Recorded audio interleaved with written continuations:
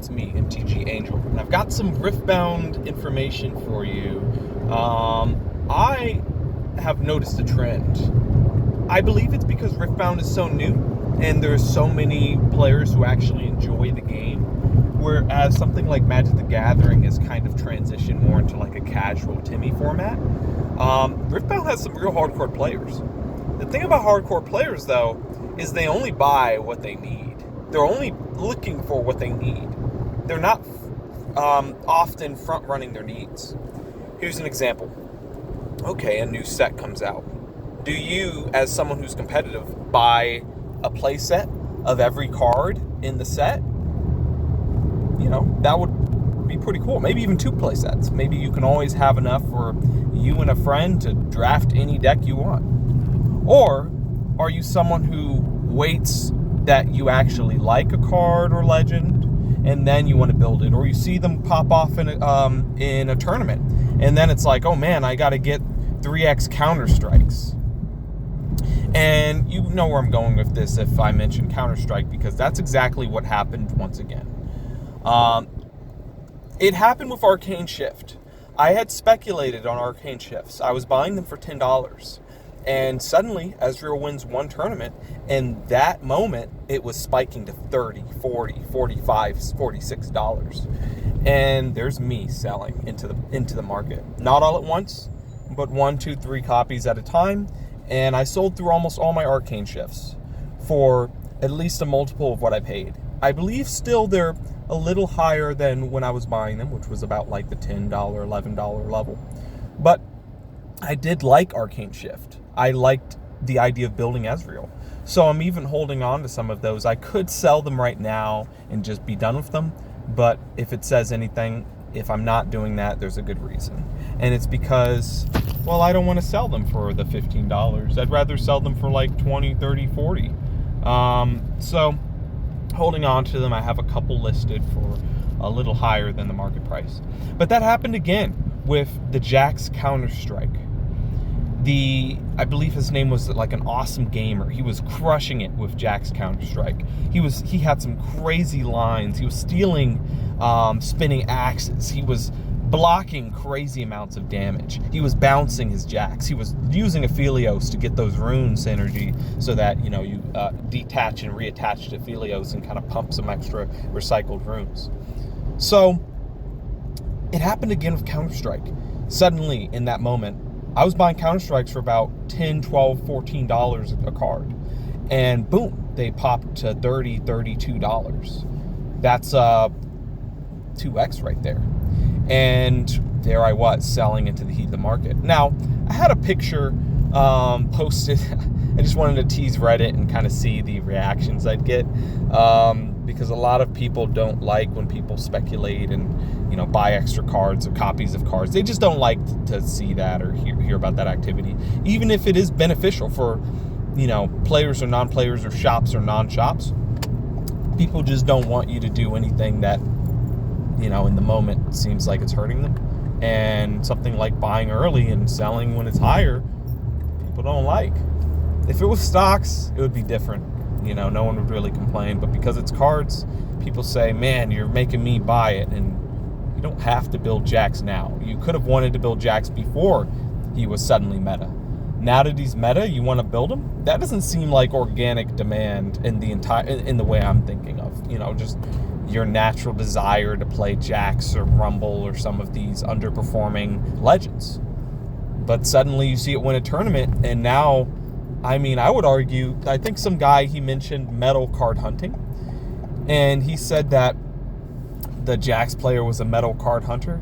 Well, maybe you're a metal card hunter because you're playing just the most meta thing that you can pick, either Draven or Miracle Draven. Come on, that's not entirely organic. You're just piloting a deck or a line of deck that someone made, maybe making a couple adjustments. I'm not saying you're a bad player, but anyways, besides the point, a little political, a little spicy right there. I noticed a trend with these cards.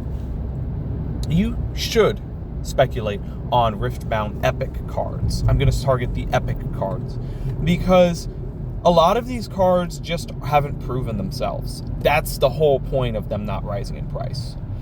Here's an example. You have the card Black Lotus. Well, when it was new, it hadn't really proven itself. But over time, people kind of develop, okay, this is a strong card. This is a strong synergy with a lot of things. And as things come out, as more and more sets come out, some cards look like outliers. It's like, whoa, this card, there's nothing that this strong or similar to it. And it's been a couple sets. This is a unique card. So you have that, and there's a couple cards that I actually think that might happen with. One of them is going to be Aphelios. I believe Fizz is going to be one of those, but those are the rare slots, which those take some time. Sabotage is crazy from Origins. Just the amount of information it can give you it's bar none. Not only that, but it's pretty much just trading cards and taking some information for cheap. So, and I believe a lot of people are trying to compare these Riftbound to a game like Magic the Gathering, or maybe even Hearthstone. But there's a fundamental difference, and it's the way the resource system works. The recycle system, honestly, and the way that you actually have to trade, which is you're forced to compete over battlefields.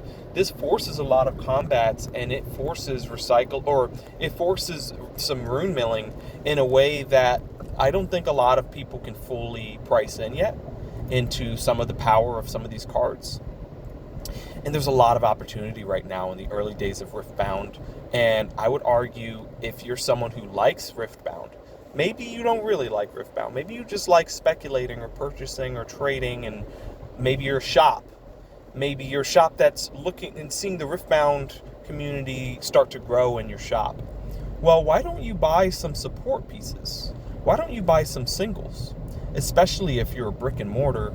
A lot of these cards, you can go on the open market and buy lots of different copies and play sets of these copies from some of these sellers. The sellers are just listing all of their cards for 20, 30, 40 cents. You can buy them out. And then you can just sell them for, if you don't want to if you don't want to scalp the locals too hard, if you want to support the game, sell those singles for $1. You will make a little money. It's not going to be a crazy amount if you sell it for $1, but you'll make a little bit of money.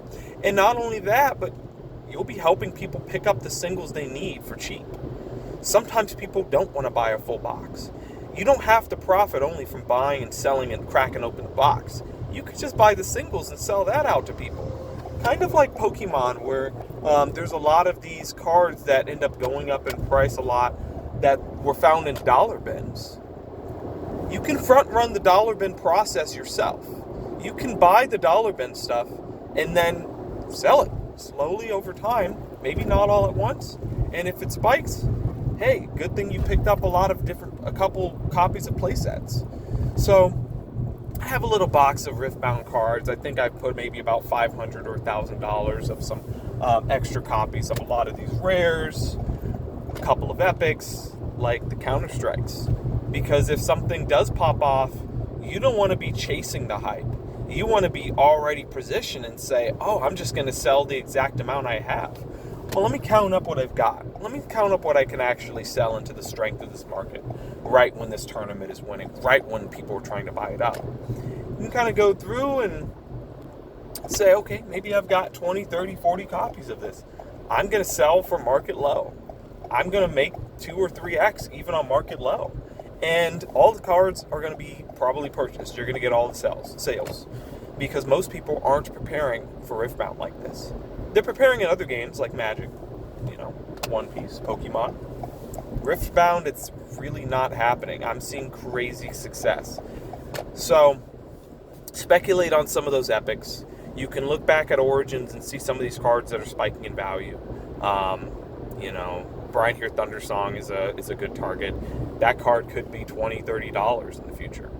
If they don't reprint it, or if red doesn't, fall out of existence, or if the card doesn't become unplayable, or even if it becomes a little playable, but, only in niche decks, and it's a couple months, it's a couple sets down the line, and they haven't reprinted Brian Here.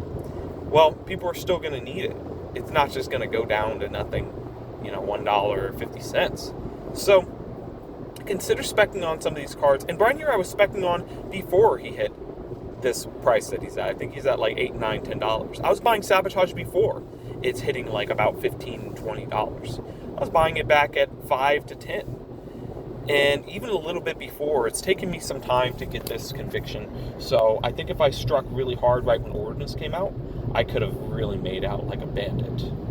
But I didn't, and now I'm coming in with Spirit Forge, and there's still a lot of opportunity, especially as people are ripping Spirit Forge right now. Right now is when all the Spirit Forge prices will be as cheap as possible. People are opening their boxes right now. People are playing through the meta right now. The next set hasn't been released. If there's some synergies in Spirit Forge in the next set, that has not come to light yet. So you want to be predicting it. Just read the cards, decide the power independently. If you think it's a strong card, if you think it's a card you like, buy a couple. While you're buying a couple, click the seller. See what else they've got that they're selling. See what else that they're selling for maybe pennies on the dollar. Maybe they're selling them for so cheap, less than the shipping cost, and you can pick up a couple copies. Because, hey, there's one thing you don't want to do. You don't want to be buying singles of, because at a bare minimum, if you're buying singles of a card, well, you're going to have to pay $1.30 just for the shipping. So you want to be buying and accumulating that now in any of your orders. Maybe you don't want to go that hard on this strategy, and you're already buying some Riftbound cards, or maybe a box online on TCG Player. Well, look at their singles. Look at the power level of the card. Maybe add a couple cards there, for under 50 cents, under $1. Maybe they're just $1 each.